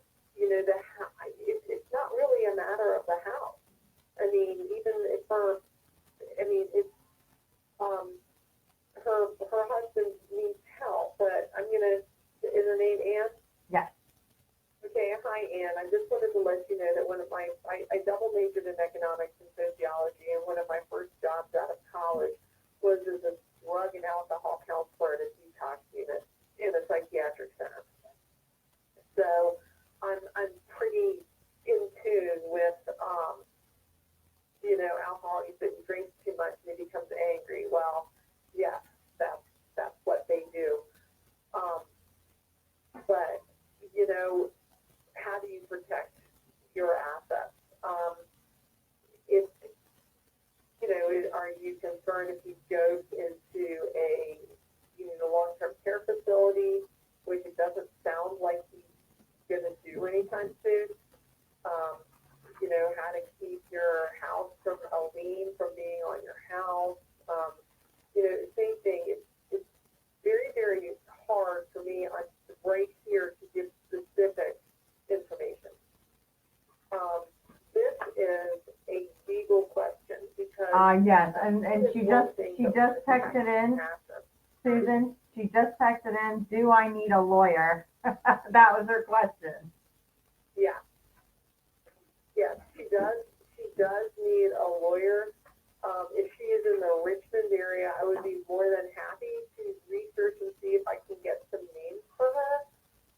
I deal with several different law firms in Richmond. If she's in the Charlottesville area or surrounding area, same thing. I would be happy to get her a referral. Just, if you could give her my email or something and have her email me. So actually, that's a good question. How can people reach you? Okay. My email is Susan, SUSAN, Wilkinson, WILKINSON, at LPL, like Larry Paul Larry.com. The phone number is 434-202-2521. You can also reach me through our website, which is www.wilkinsonwm, for wealth management, www.wilkinsonwm.com, and you can message me through that also.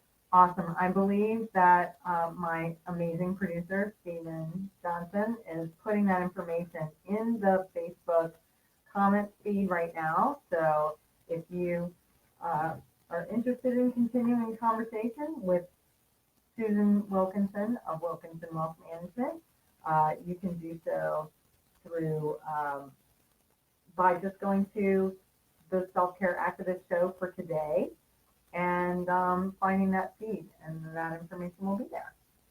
Is that right? Does this information stay in perpetuity? It will be there with the recording. It will be there with the recording of the show. So awesome. Awesome. All right. So Jen Sincero, again, author of You Are a Badass at Making Money, says that the number one thing that holds people back from financial success is resistance to change. Susan, has this been your experience? Do you think that's true?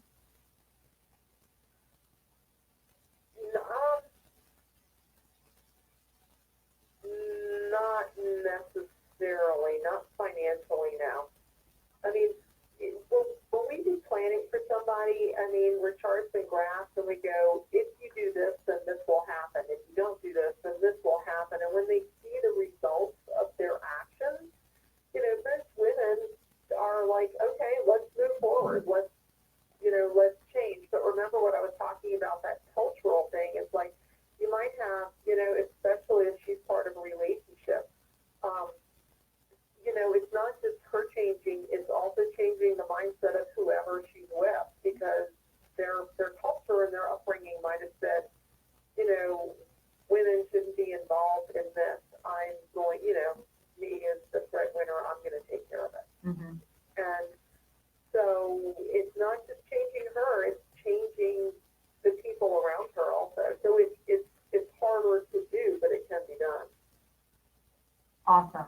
Okay, so I'm just going to take a second for a station ID. This is The Work FM 93.9 FM Community Radio, building a bridge, city to county, left to right, neighbor to neighbor. engage, volunteer, support. Find us on Facebook at The Work FM. You can call us at 804-464-1089. I've got Susan Wilkinson on the line of Wilkinson Wealth Management. She's a financial planner. I'm Mary Burris, a self-care activist. And if you would like to donate to the station to keep shows like this continuing, you can go to our website, which is www.theworkfm.org. Support for WRWK is provided by the Thrifty Quaker, located in the Midlothian Station Shopping Center at the corner of Midlothian Turnpike and Coalfield Road. The Thrifty Quaker self-donated items to support the work of 12 varying, mostly local charities each year. This month, the Thrifty Quaker supports Sprite Hero, which I guess was formerly Pause to Read. This group provides therapy dogs to schools and libraries where children can read to their favorite friendly canines. Information at thriftyquaker.com. All right, Susan, I have finished all of my questions for you. So, is there anything you would like to say in closing today? Here? Yeah, there is. First of all, if people are looking for a financial advisor or financial planner, there's a few things that you really need to do when you're talking to people. And just like, this is, once you find a financial planner or financial advisor, you want it to be a long relationship. So, are you still there? Yes. Okay, sorry, I got somebody else buzzing in. And so there's a couple of things that you need to ask on the interview that might tell you, hey, is this a good fit or a run for the hills? And I'm going to tell you a couple of run for the hills ones, okay? Okay, great. Okay, one thing is if they only sell one type of product, my thing is if everything looks like, if all you have is a hammer, then everything looks like a nail, right? A hammer is a great tool to hammer in a nail, but in changing a light bulb, it's not that good. So, if you go to somebody and the only thing they're talking about is insurance, you know what? You might want to go someplace else. The thing is, if you ask how much something costs, and they go, well, there's no fees or it's free or whatever, then challenge them. As financial advisors, CFPs, as fiduciaries, we are required to tell you how much something costs up front. So if somebody's selling you a product and you go, what are the fees on this? And they go, oh, there's no fees. Well, you know what? Yes, there are. You just can't see them. You might not pay them directly. There's always a fee. There's always, if it's not a fee, it's a cost, like an opportunity cost. Uh-huh. If they want to put more than 50% of your money in any one product,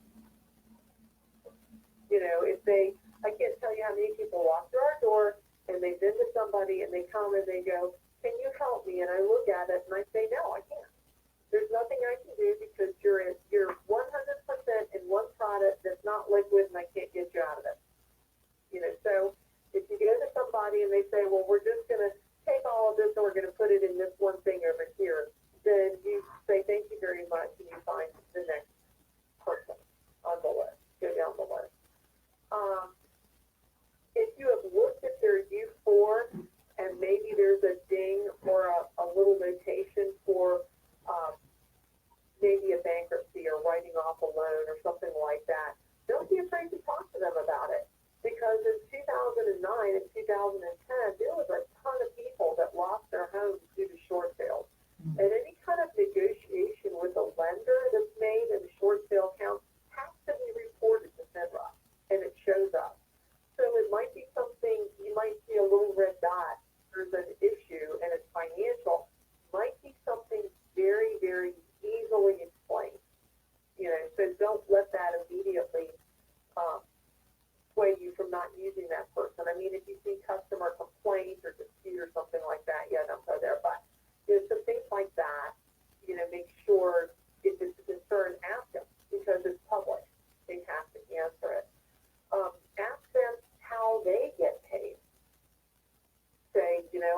do you get paid? Do you get paid on a fee basis? Do you get paid on a commission basis? Do you get paid on an hour basis? Here, we charge depending on, what the customer needs. Sometimes it's fee, sometimes it's hourly, sometimes it's on assets. So, whatever makes sense for the client. But those are just a couple of things that stick out to me right away. That say, if I'm talking to somebody and if they say they're a financial planner, but you can't find them on a CFP website, then you need to move on and go somewhere else. Things like that. But there are a lot of red flags. So, the thing is research. Really research. It's amazing how if your washing machine breaks, you're going to go and you're going to research the top 50 brands of washing machines. Do you want a front load or a top load, and what's the spin? All of that. But a lot of times when people are picking a financial advisor, they go to their neighbor and they just use whoever you recommend. Right. Mm-hmm. Regardless of your neighbor's financial status. Yeah. Wow. And just because they have money, and a lot of people defer and go, people that have money, they must know what they're doing. No, they don't. Not necessarily. Yeah. And the other thing I tell people is there's a lot of talks about fees, but I tell people, I think there's a couple of places where you really, go cheap, get cheap. You don't want to go cheap when you're getting legal advice. You don't want to go cheap when you're getting medical advice. Why would you go to the lowest bidder, for, an appendectomy or something like that? And don't go cheap when you're getting financial advice either. So because somebody is charging a fee might mean they have lots of credentials, lots of experience, and lots of knowledge. So don't be afraid of fees, but also don't be afraid to ask people, why do you charge a fee? How much is it? How is that in my best interest? And, questions. But really, do lots of research and never, ever, ever, when you're talking to a financial advisor, be afraid to ask them how much they got paid and how they get paid on anything. By law, we are required to disclose it. We are prepared for those questions. Excellent. That's excellent advice. So the most important thing is to feel comfortable asking how do they get paid and to feel comfortable with that, right? Absolutely. And do your research. So you would do your research if you were buying a refrigerator or a new washer or a new car. Your money is much more important than that, right? Right. Okay, awesome. Thank you so much, Susan, for being on today. That was outstanding advice. It's been so great to enlighten our listeners on taking care of their financial health as an act of self-care. Great. Thank you so much for inviting me, Mary. Thank you. And one more time, if you would be, we put this on the website, how to contact Susan. Okay, great. All right. Thank you so much. Have an awesome rest of your day, and I'll be in touch soon. Sounds great. Thank you, Mary. All right. Bye-bye. Bye. Wow. That was an amazing interview with Susan Wilkinson of Wilkinson Wealth Management in Charlottesville. She's a financial planner, and she talked about what to look for in a good financial planner, some red flags for what you want to avoid in a financial planner. She talked about, just so much amazing information today that, how important it is to know what's going on with your money so that you can feel confident, you can contribute, and you can continue to grow emotionally and otherwise. Stephen, were you going to say something? Looks like no. He's like, no, Mary. Not talking. Great, thank you. You're welcome. So, no, I'm totally kidding because it would be awesome. It's always awesome when Stephen asks questions or does things like that. So, I'm Mary Burris. This is Self-Care Activist. We were just talking with Susan Wilkinson of Wilkinson Wealth Management. And we are on WRWK 93.9 FM. If you've got a question for me, you can call me at 804-464-1089. That's 804-464-1089, or you can post a question in our comment section on our Facebook Live. That is The Work FM on Facebook, and we're live streaming right now to the entire internet having planet right now. WRWK LP 93.9 FM, The Work FM, is serving Midlothian, Chesterfield, Powhatan, Hanover, Henrico, Richmond, Goochland, and the world via the magic of technology. I'm here with Stephen Johnson, who's my producer today. And as I mentioned before I started speaking with Susan, we have someone at the station who's very special to us. It is their birthday. And it is my tradition to sing happy birthday to people, special people in my world. So I'm going to do that right now. Just give me a moment. Happy birthday to you. Happy birthday to you. Happy birthday, dear mysterious person who works here who doesn't want their name mentioned.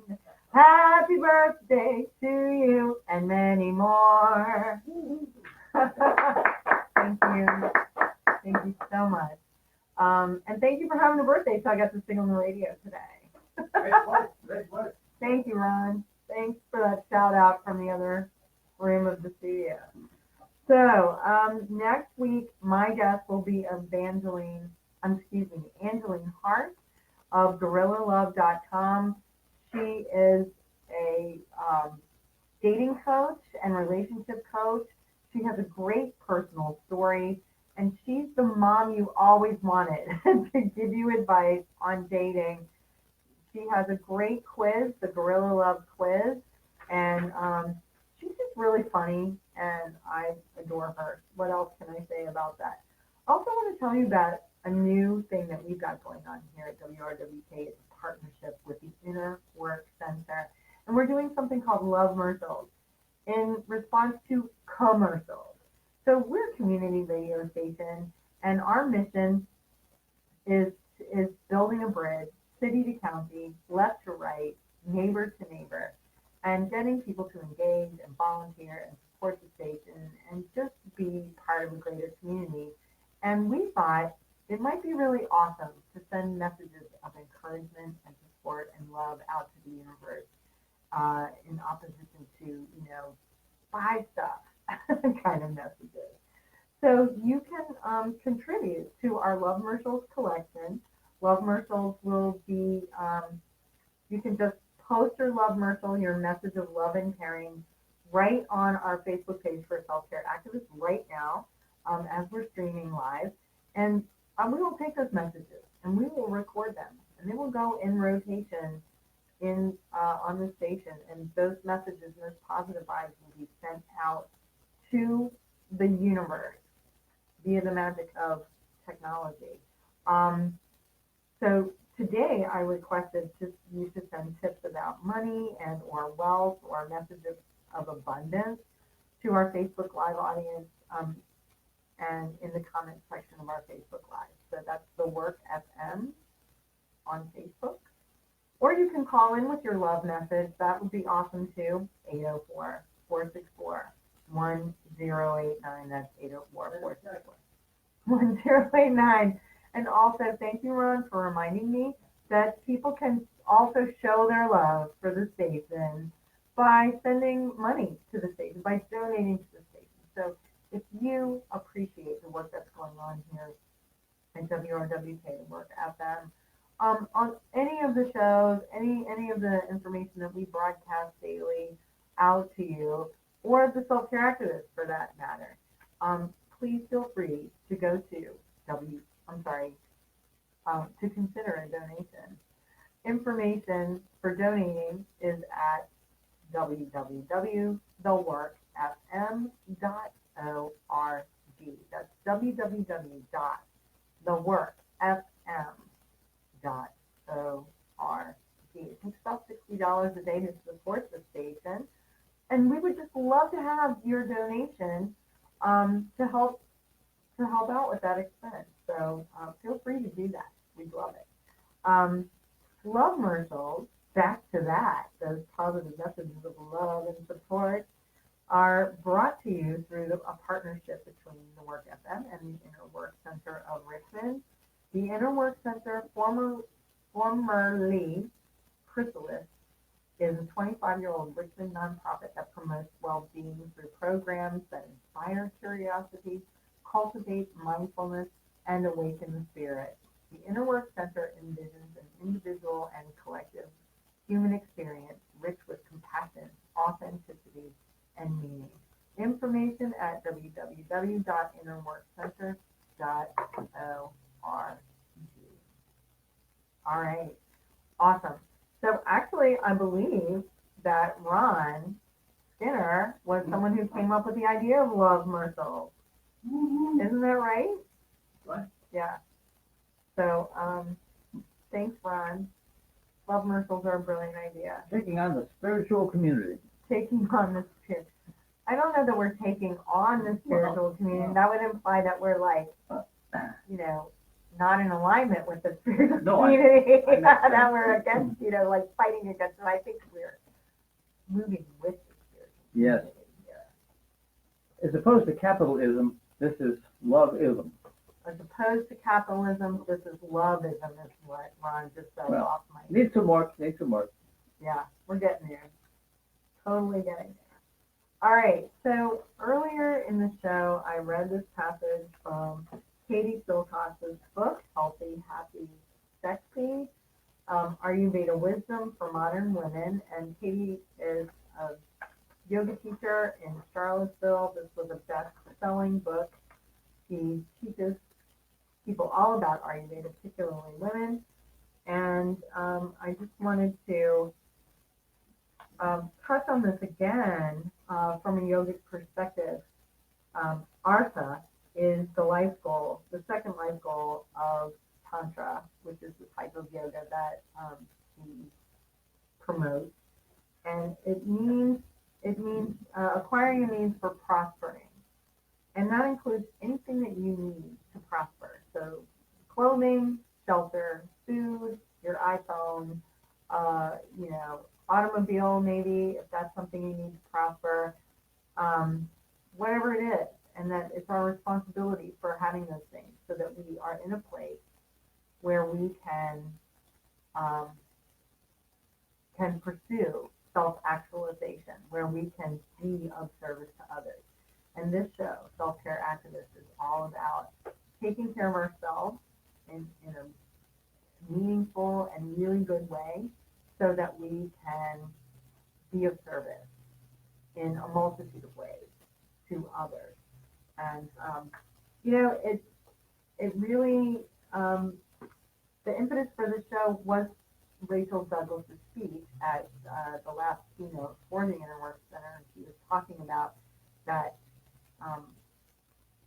taking care of yourself is an act of activism on its own.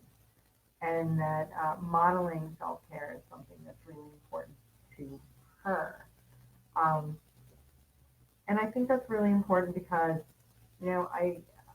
I see women in particular all the time avoiding their self-care and then running themselves into the ground trying to take care of everybody else. And then when you run yourself into the ground, you're of no use to anyone.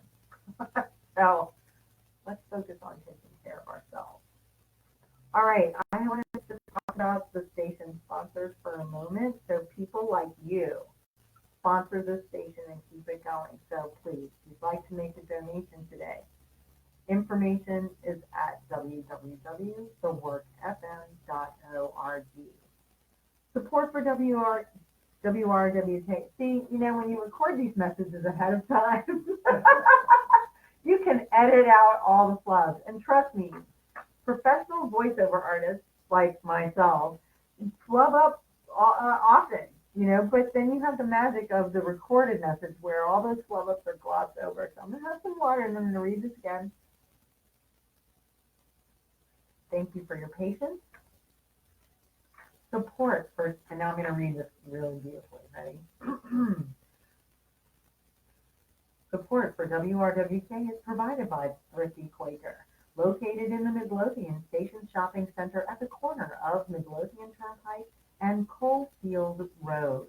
The Thrifty Quaker sells donated items to support the work of 12 varying, mostly local charities each year. This month, the Thrifty Quaker supports Sprite Hero, which I guess formerly was Pause to Read. This group provides therapy dogs to schools and libraries where children can read to their friendly canines. Information at thriftyquaker.com. That was better. That was better. My producers today is Stephen Johnson and Ron Skinner. You're present in the station to make sure we don't burn down the house today. Also, support for WRWK is provided by Affordable Home Inspection with over 15 years of experience. Jeremy Rowan, owner and master inspector of Affordable Home Inspection, offers insured and bonded home inspection, including heating systems, air conditioning units, roof condition, electrical service, and interior structural elements, serving Richmond, Charlottesville, Fredericksburg, Petersburg, Williamsburg, and Alexandria. More information at affordablehomeinspect.com. And if you would like to be the sponsor of Self-Care Activists, we can arrange that. Totally. You can just write yes in the comments box and on the Facebook feed today, or you can contact the station at 804-464-1089 and say, hey, I want to be a sponsor of Self-Care Activists, and we can work that out. All right, we've got 1 minute left, so this is the time when I identify myself again. I'm Mary Burris. This is Self-Care Activist. Thank you so much for listening today. Today's guest was Susan Wilkinson of Wilkinson Wealth Management, and she was helping us understand why it's important for us to be involved in our financial fiscal health, that it's equally important to be physically healthy as physically and mentally and spiritually healthy. All right, is it time to ohm out yet? Okay, so ohming out, Mary Burris, Self-Care Activist. Thank you for listening and hope to have you back next week. Here we are, inhaling for Om.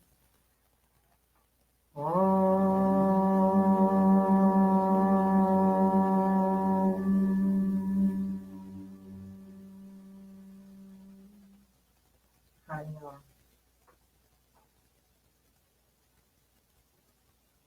There's the guy over here. Wait.